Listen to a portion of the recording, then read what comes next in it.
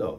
All right. Well, just to introduce myself, I'm Andrew Singer, and I'm coming here today to do an informational interview about you, Dr. Patrick Nhigula. You can call me Patrick. Yes. I wasn't sure how the pronounced last name. Yeah, that's okay. That's okay. That's fine. And then your job here at USC, and then a little bit just more about your outside life.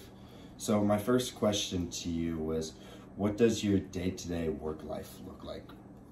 Okay, that's first. Let me thank you for giving me this an opportunity to speak with you.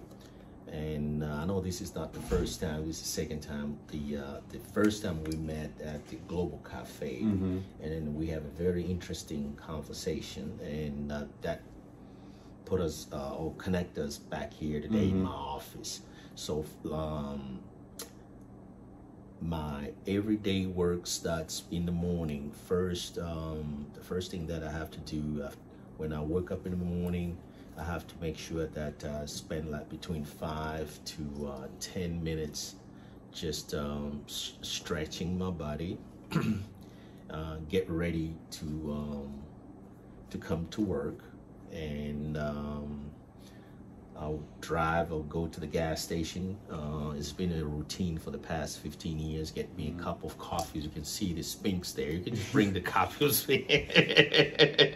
You see. So I got to get these yes, okay, it's okay. And I'll just put it out there.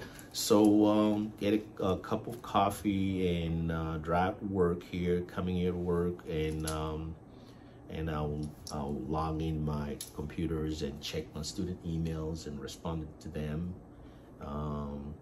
and prep for my maybe next lecture. As you can see on the board there, tomorrow I'll be lecturing the chapter 5, the data analysis, and then I'll go through the key points, and then I'll translate that knowledge in the classroom settings. Okay. And then after you're done with class, then what's the cool down routine then? If I do understand your question, means that the next things, right? What I'll do after I finish up my routine, then if there's no basketball game, you know, women they're number one in the country. My colleague probably he will invite me or purchase a ticket, and then we'll go and sit in the Coliseum, Colonial Life, and first we'll talks a little bit about our day at school, and we'll catch up, and then we're watching the game. The women, if it's the women they're playing, or the men's team they're playing, this is basketball, and from there, after the game, I'll go back home and start again the same routine, either prep for my course or talk to my son about, because I have a 16 years old who is in high school, so I have to make sure that he complete his assignments and before he goes to sleep and not playing the video games. Yeah, my mom got on to me about that a couple times. So as I understand, you teach business, Excel, and Access. Okay, yeah, there's a course called Computer Information System in Business that consists of an Excel spreadsheet and Access. So we're teaching the business communications, so how to use those two applications. And the course itself, it's MGSC 290. And I also teach information system in business is MGSC 390s for most of the senior those business majors, business analytics students who they're about to finish their programs here at the Darla School of Business. Okay, and I was looking online, and I also saw that you taught or teach public health. Absolutely, yeah. That's a very good question. I have a PhD in public health and specialize in epidemiology. So before I came here at the Darla School of Business, taught a lot of public health and healthcare management courses at the South University. It's a private school located like 15-20 minutes away from here, and they primarily focus in public health and health science classes. So because I have the background in public health, So that's why you, when you want to search maybe on LinkedIn, and then you'll be able to see the courses that I've taught at the South University. So I taught undergrad courses there, and also graduate courses in. There's this course called epidemiology, managerial in epidemiology, and how to manage the business. The disease management in healthcare settings. Yes. And so, which one do you prefer teaching? More the computer side or the epidemiology? Yeah, I both enjoy both courses because this is very good questions. My dissertation when I was doing my PhD was in integrations of public health and information system, because I have a background in information system, or IT. Some people they call IT, and I was able to integrate those two courses. How can the public be informed when it comes to an epidemic such as like we've seen the COVID? So I was ahead of the game like 12 years ago, and I wrote the dissertations of how the let's say CDC or the health systems can send up a message to the public instantly once they recognize that there's an infectious disease or outbreak out there in the community. So COVID-19 puts you through a lot of pain, just managerial-wise. Absolutely. I've learned a lot to multitasking, and one thing that I can say, while I was teaching at South, they used to have some of these online courses, but you have to be live in real time. So when we switched over here at Darla, so I was more flexible and already ready to go, because I already had that experience of how to design a course from face-to-face into the hybrid or teaching on online courses. Yes, sir. Go ahead. Okay, that's great.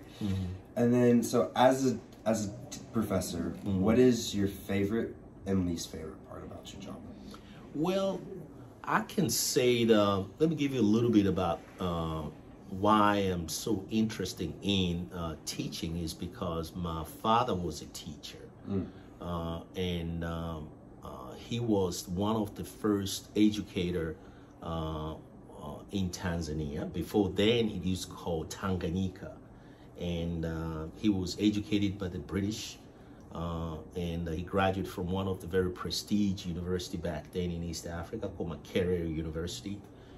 As an educator, he received his degree in education, and that drives me to becoming a teacher. And also my mom, my older brothers, and my sister, both of them, they were trained as a professional teachers, so they were educators. And it interested me to also to become a teacher. So I enjoy teaching a lot. Pretty much there's this concept, what I use all the time when I'm in the classroom settings. I enjoy transfer knowledge, what I know, transfer to my students and even my colleagues. A good example, as you can see there, the first thing that when I walk in the classrooms, because I've already prepared that lesson, coming in and read such as help to visualize data. What does that mean? It's just you translated a bunch of numbers and you put it in the pictures, and then they will make the students to do what? To remember that picture. Does that make sense? Yes. Okay. Yes, it does. And then on the other side of the questions that they dislike, I don't think I can say, I'm not trying to be biased, but I don't like to see my students are failing, because I want all of them to be on the same level. And then one day they'll remember me that, wow, this is what Dr. Patrick was saying during the classroom's lesson. And they will be proud of what I have just encouraged them. And when I see them failing, I would like to give them the second chance and come and do it well. And then once they finish my course, and in the end of the course, I want all of my students to pass and having passing grade. Yes. Okay, great. In my next and more towards the final question a little bit, okay. or towards the end of it. The end of this Are discussion. you satisfied? You a little bit explain this a bit. Are you satisfied with your job? Absolutely, I enjoying it. To be honest with you, one of the exciting job that I love to do is to sitting in the classroom settings, all right, and share with my students what I know. And I know they're coming in a classroom with the knowledge also, so it's like a two-way communication. So I'm very satisfied with my students in the end of the semester, most of the time, when we're ready to take the final exam. It doesn't mean that the final exam determine the how much knowledge do you have. That's not true from my own point of view. It means that the final exam tests you with a very small knowledge. But if I see a student is not performing very well in the final exam, I don't say that that student does not know anything, but I will make sure that I will talk to the students and make sure that maybe we'll do extra work to meet that the passing grade. So I'm very, very satisfied with what I'm doing. I'm enjoying it because I like to see once you graduate from let's say Darla School of Business, you're becoming a good citizen in a community. Okay, great. And a little separate now from your job, I saw that you, a little bit more extracurricular, you worked on an HIV and AIDS council to promote, what exactly? Oh, the South Carolina HIV AIDS Council. I was a board member on that. And the reason why, let me take you back in 1980s and 90s. During that time, we had this epidemic, HIV AIDS. It severely impacted my family.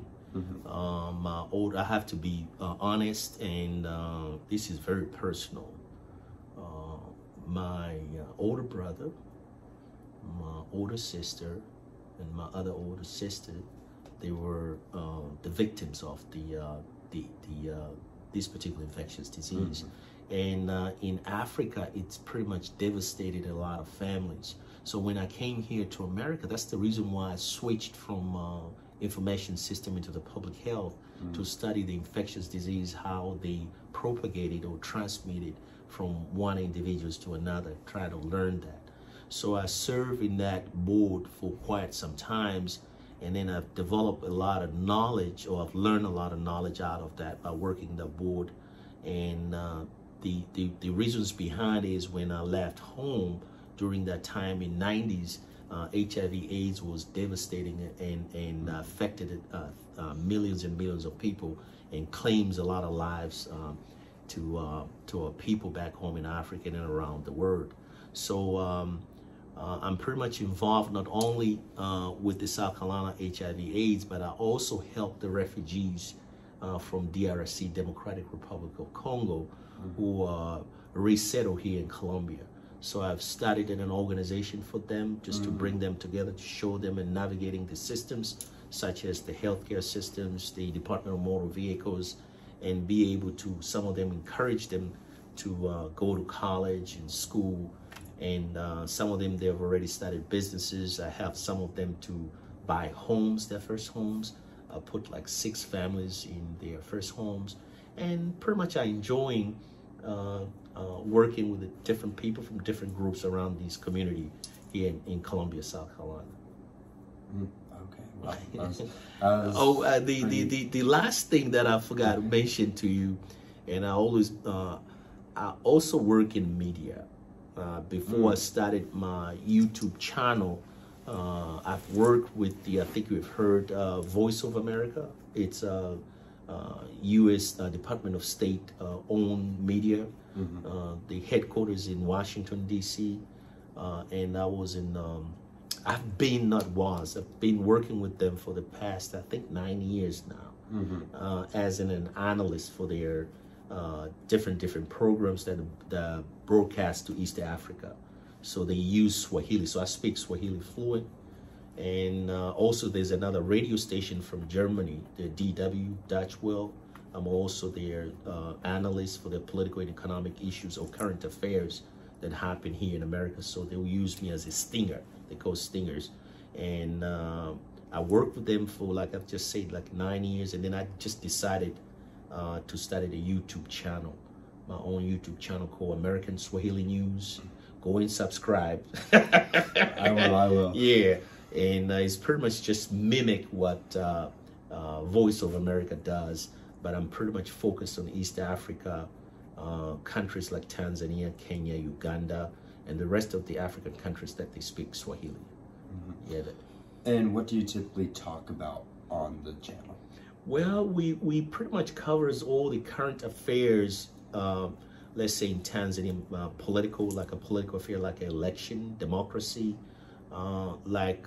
This month, we cover a lot of birthrights and dual citizenship for those diasporas, Tanzanians who are living abroad, who have decided to becoming, let's say, American citizen. And also we wanted the Tanzanian government to recognize them as Tanzania Americans, but the immigration laws, Tanzanian immigration laws does not allow that. So you pretty much lose your nationality once you denounce it and becoming an American. So this is the a current news that we are covering now on my channel, and I've been interviewing a lot of Tanzanians who are living here in America. So far, I've interviewed almost like I think 6 or 7 of them.